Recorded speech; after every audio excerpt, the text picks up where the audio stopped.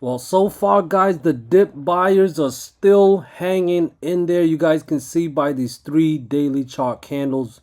You guys can see where the wick that right around the same area there continues to be buying pressure, and we did got a little higher close than we did from last Friday. Today's close was right around 535.6.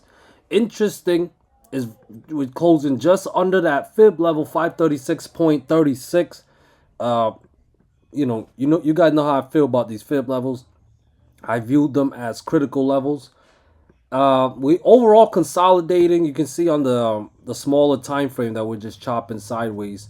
I do have the chop range at 536.36 all the way down to 531.5.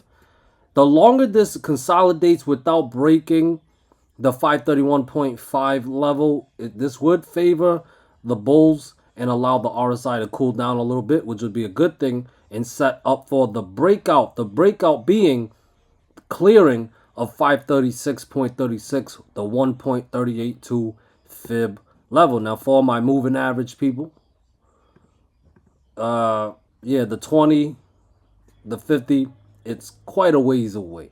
We don't really have to worry about that until we break down that 531.5 level. Okay, otherwise, as long as we're above 531.5, guys, I'm still leaning bullish for the S&P 500. All right, we just need that breakout of 536.36 to give us that confirmation that we are heading up higher. Next fib level I have is all the way up at 540. We could run into 538 and then 540. But yeah, overall bullish still as long as above 531.5. I mean, we have support at 535, 533, and then 531.5. But I can't fully get bearish until we break down 531.5 because you guys can see last Wednesday, June 5th, we cleared that fib level. So for me to get bearish, I need to see a false breakout setup. Now, the false breakout setup does not guarantee bearishness, but it does increase the odds of it. All right, and I want to trade with the odds in my favor. Triple Q also had some upside, a push to the upside. It did clear my fib level, my 1.236 fib level. That was at 464.7. So if it can stay above, the breakout stays intact. I know it's below it right now, but a lot can happen. But overall, above 464.7 would definitely keep Triple Q in breakout mode, which would be bullish, leaving 466, 467.2, and 470 in play. Okay. If we cannot sustain the breakout, though, and we drop below it, as well as break down more support level at 463.2, 462, and especially 460.5, that would be bearish. Okay, but to make me really more confident and have a higher conviction in being bearish, the loss of 460.5 would definitely be it for me, because you guys can see back on June 5th we cleared 460.5. This was the previous pivot high, so a break back below would definitely be a false breakout setup. All right, Tesla, it's just going back and forth, back and forth. Holy moly, guys. We do remember I talked about the inside candle setup that Tesla has, and the range is pretty big. All the way down to 172.7 up to 179.7. We can round it to 180. We're getting very close to testing that. Okay, if we lose 172.7 tomorrow, guys, that would be bearish, and I would definitely favor more downside, possibly down to 168.8, maybe lower this time. Okay, I'll trust no bounce unless we recapture 176. Now we're overall in chop mode, so I play it level to level with runners, but I would definitely favor more upside above 180. Right now, that's not looking the case, but stay ready to react to anything. NVDA, I don't know what's up with this wick right here. It's an interesting wick, but we got new levels. We got the split. I have support at 121 and 119.2. 121 and 119.2. Please add these levels to your charts, because if these levels fail, I would get bearish on NVDA and favor. I'm going to play it level to level. Play it safe. 118, 116, and 114.5. You play it level to level, and then when you want to catch the bigger move, you let your runners do it. And if it continues to move in the direction you want, you add to your runners. You got to play it safe, secure the profit, the power of scaling out.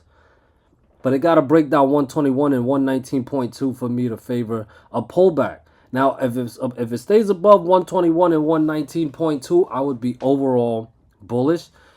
For me to favor more upside, I have, of course, resistance at 122.5. That's the previous pivot high on June 5th. And then 124 and the pivot high at 125.5. That's from June 6th. Okay, those are resistant levels. And if they clear, we'll definitely head to new all-time highs. I don't know what's going on with that wick. Interesting. Apple, that's a bearish engulfing candle. That's bearish. We broke down a lot of support levels on the way.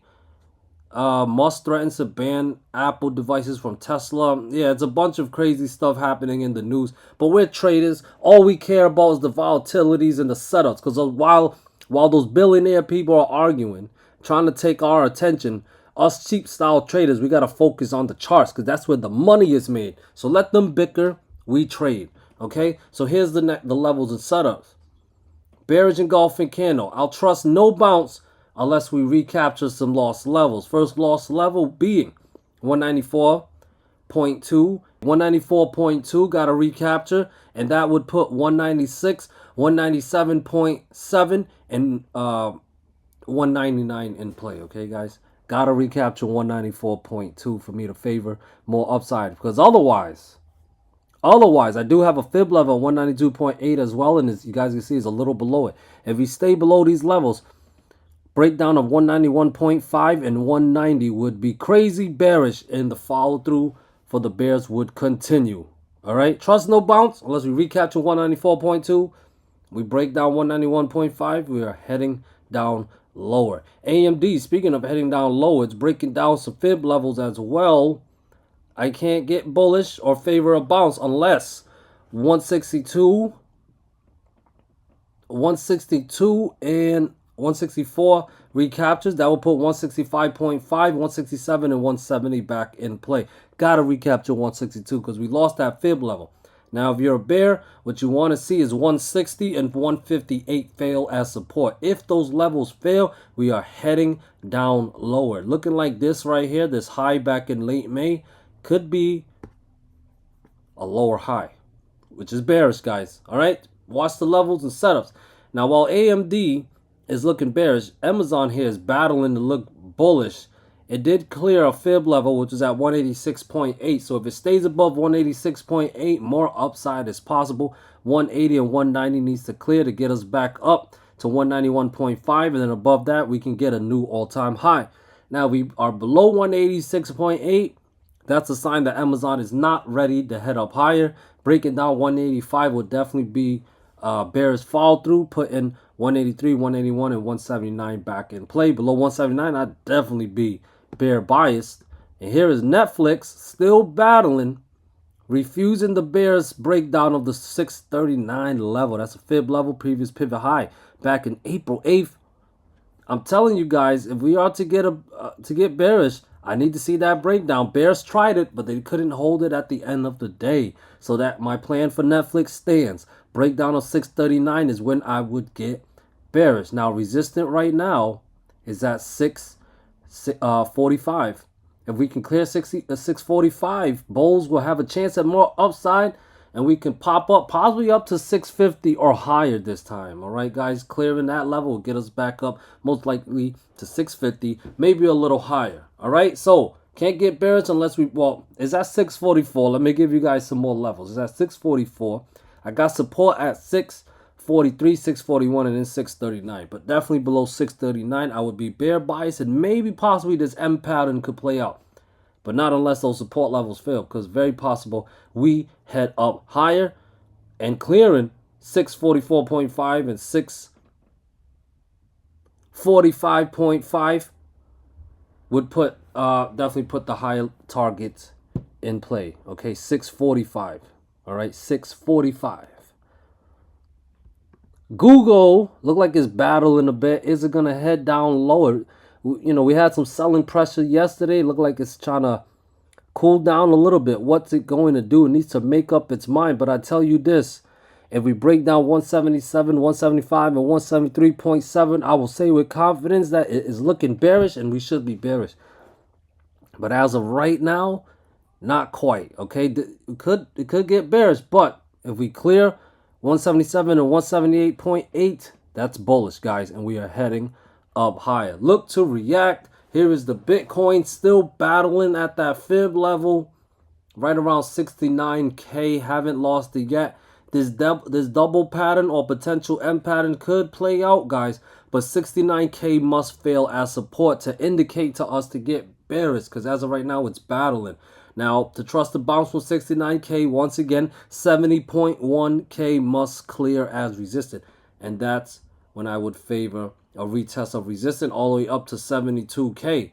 72K, a breakout of that level would invalidate the double top, and that would be a good sign to be bullish. All right, guys, here is the dark pool for SPY. Most of the dark pool order, 78%. That's a good amount. Came for the 534 level. All right, 1.1 billion in premium. Let's take a look at the flows. And here we go, 100K.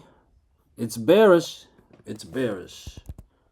Is it time for a pullback? Well, Triple Q says bullish. Tesla, bearish. NVDA is bullish. Apple is bullish. AMD, work for me. It's bullish. Seeing a lot of bullishness. Amazon is bullish. Guys, remember, price action is the shepherd. These stuff is just to assist us, guys. Take it with a grain of salt. Google is bullish. And then Bitcoin. We'll check Beto. It is bearish. Alright, guys. Thank you guys so much for watching. I hope you guys found value in this video. Please give this video a like. Please subscribe. Let people know that price action is the shepherd. Bye! Uncle is back, I got